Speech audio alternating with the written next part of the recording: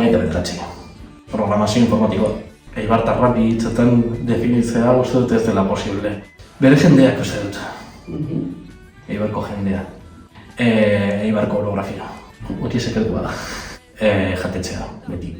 Niretzat nirea motorra da, orduan bata edo bestearekin geratu beharko nintzake, uste dute futbol zelaiarekin. Karamua, Eskubaloia, San Juanak, Gozoena, San Blasa. Biak izan daitezke, Garagako jaia. Ni beste talde batzuk entzuten ditut normalean.